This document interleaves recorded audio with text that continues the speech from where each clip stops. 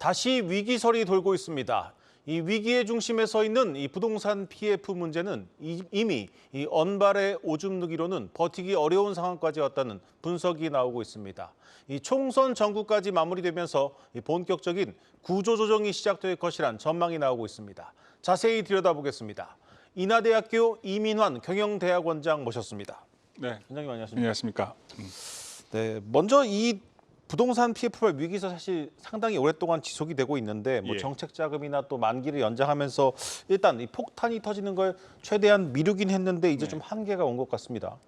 예, 그러니까 부동산이라는 게 사실 경기에 민감하게 반응하게 되어 있거든요.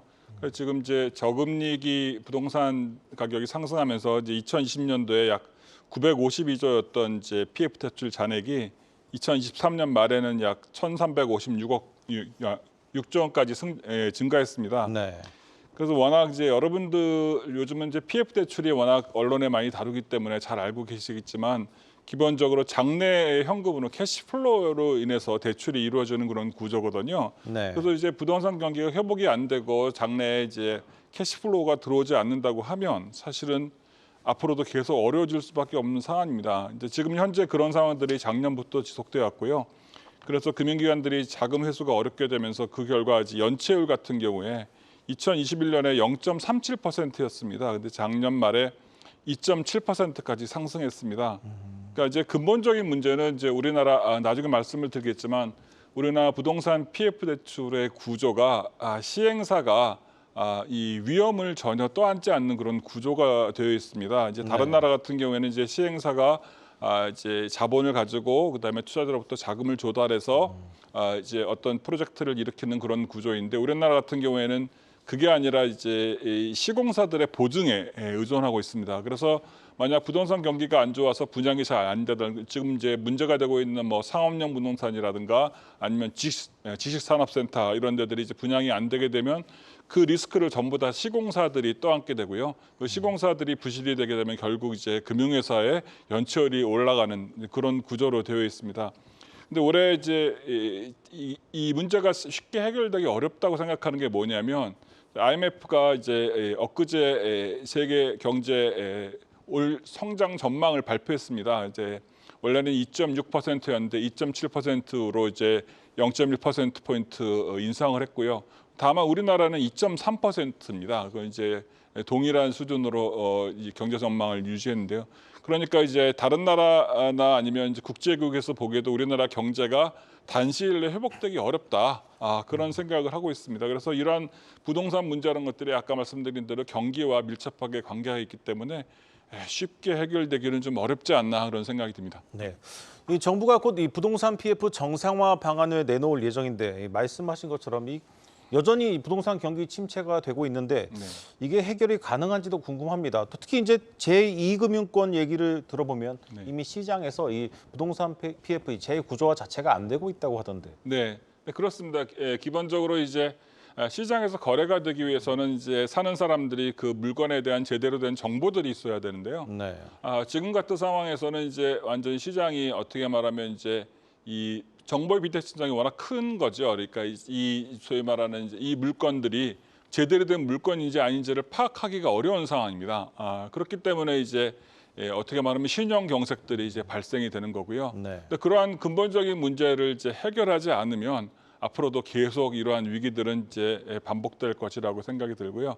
그래서 이제 일단은 이제 부동산 PF가 우리나라에서 왜 이렇게 확대가 됐느냐 그 배경을 이제 좀 살펴보면 그 해답을 찾을 수가 있는데요. 첫째는 이제 부동산 가격의 급격한 상승이었습니다. 아까 처음에 말씀드렸지만 이제 저금리기에 부동산 가격이 올라가면서 가격이 상승했기 때문에 이익이 예상이 됐고요.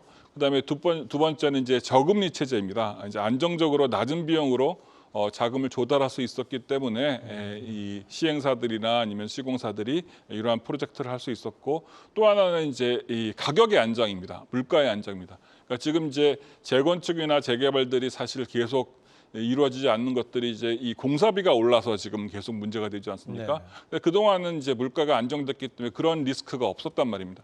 이 세 가지가 이제 복합적으로 작용을 하면서 이제 부동산 PF 시장이 이제 활성화가 됐는데 지금은 이제 이게 세 개가 전부 다 반대로 된 거죠. 부동산 경기는 침체가 돼 있고 금리는 이제 0.5%에서 지금은 이제 0.35까지 이제 금리는 올랐고요.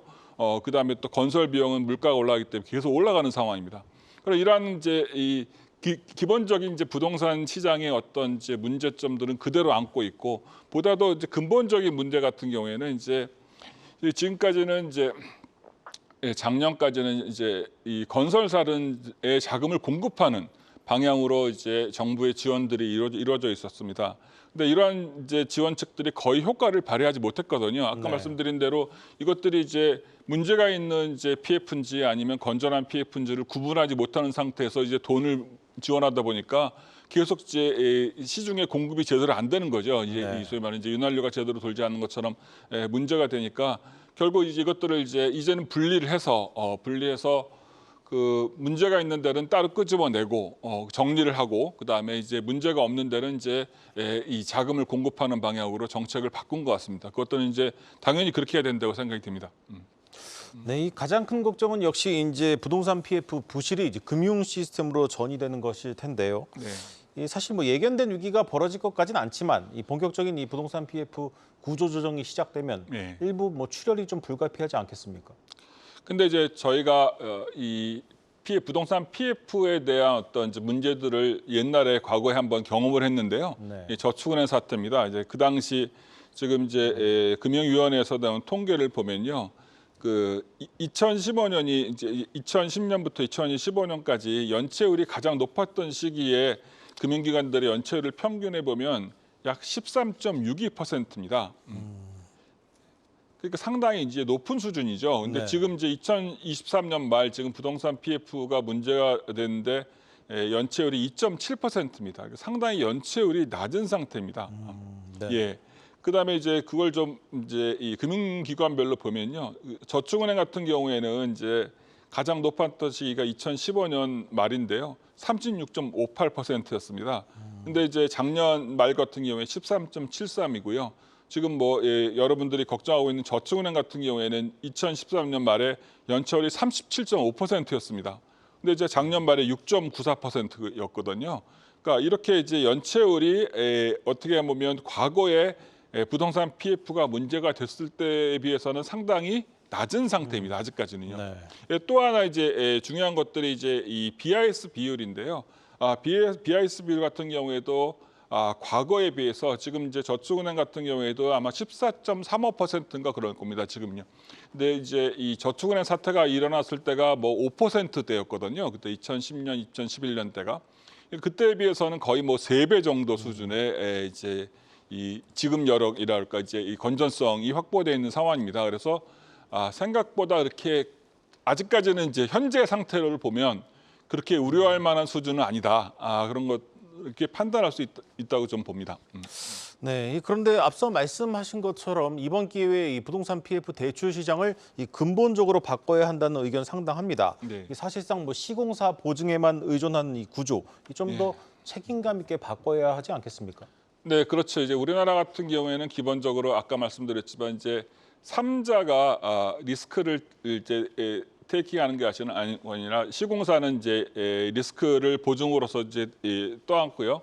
근데 시행사들은 사실 이익을 가져가지만 리스크는 거의 떠안지 않습니다. 네. 그러니까 이제 이 시공사하고 이제 부실이 발생하면 금융기관들이 그 손실을 떠안게 되는 것이죠. 외국 같은 경우에는 이제 우리나라랑 구조가 좀 다릅니다. 그러니까 이제 외국 같은 이제 시행사 디벨로퍼가 자금을 갖고 있고요, 자본을 갖고 있고, 그다음에 투자자로부터 자금을 조달을 해서 프로젝트를 시행을 합니다. 그러니까 시공사들이 보증을 쓰는 경우는 없습니다. 그러니까 이제 리스크가 단절이 되어 있는 것이죠. 그러니까 우리나라처럼 이제 이 소위 말하는 프로젝트의 부실이 시공사의 보증으로 인해서 시공사의 부실로 연결되는 일들이 없습니다. 일단은 그런 제도를 바꿔야 됩니다. 완전히요. 일단은 그게 급선무고요. 그렇게 하지 않는 이상은 사실 지금 계속 시행사들이 리스크 테이킹을 하더라도 손실을 안 보는 그런 상황들이 계속 벌어질 수밖에 없는 그런 것들이 우리나라의 현실이라고 했습니다. 그러니까 계속 연쇄적으로 부도가 날 수밖에 없는 구조가 되는 것이죠. 만약 프로젝트가 망가지면은 결국 그것들이 시공사 그다음에 금융기관으로 연결되는 그런 이제 이 부실의 고릴들이 이 지속적으로 반복되는 그런 상황들이 벌어지게 됩니다. 네, 잘 들었습니다. 인하대학교 이민환 경제대학원장과 함께했습니다.